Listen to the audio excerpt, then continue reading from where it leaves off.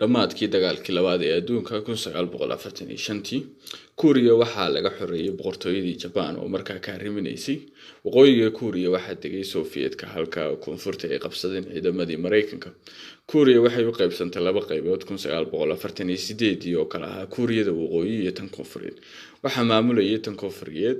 Sen Ray halka tan waqooyi uu maamulayay Kim Il Sung oo ahaa awowihii Kim Jong Un iyadoo kala taageerayeen labadii quwadood oo markaa caalamka ka jiray waa Mareykanka iyo Soviyetka Mareykanka oo taageerayay koonfurta halka Soviyetka uu taageerayay Kuuriyada waqooyi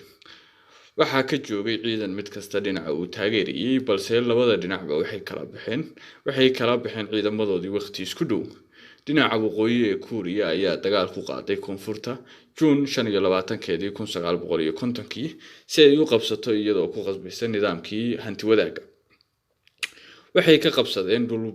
badan oo lagu qiyaaso ilaa 80% oo kamid ahaa dhulkii koonfurta Kuuriya arrintan waxay careegelisay madaxweynihii markaa ka arriminayay Mareykanka ee Trump iyo Mareykanka oo diidanaa isfidinta Soviyetka Amerika waxay samaysay dadaalo badan oo ciidanka Kuuriyada waqooyi laga saarayo Kuuriyada koonfureed iyagoo culayska ku saarayay arrintan golaha ammaanka ee qaramada midoobay fadhi golaha ammaanka qaramada midoobay kadib waxaa ka soo baxay baaq ah in Kuuriyada waqooyi ciidamadeeda kala baxdo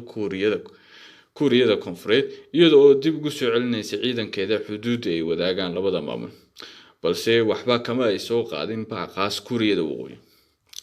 fadhigii labaad ee golaha ammaanka qaramada midoobay ayaa lagu go'aamiyay in halkaas ciidamo loo diro si halkaa looga saaro ciidamada xoogga ku qabsaday Kuuriyada koonfureed ku dhawaad ciidanka kala socday ilaa 16 dal ayay UN u dirtay Kuuriyada koonfureed dagaal ka socday in muddo ayaa dib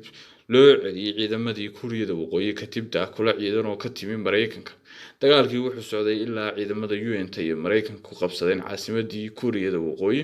Pyongyang 12 Oktoobar 1950 gurmad xoog badan ayaa uga yimid Kuuriyada waqooyi dhanka China ku dhawaad 250,000 oo ciidan Chinese ayaa dagaalkii soo galay oo ka barbar dagaalamay ciidankii Kuuriyada waqooyi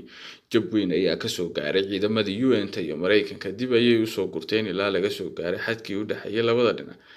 xabad joojin kadib waxaa bilaabmay wada hadal u dhaxeeyay labada dhinac iyadoo ugu dambeyntii heshiis laga gaaray taariikhdu markay ahayd July 27 1953 magaalada Pyongyang oo hadda ka tirsan wadanka Kuuriyada koonfureed heshiiskaas oo dhigay in xadka uu noqdo meeshii hore oo loo yaqaanay 38 parallel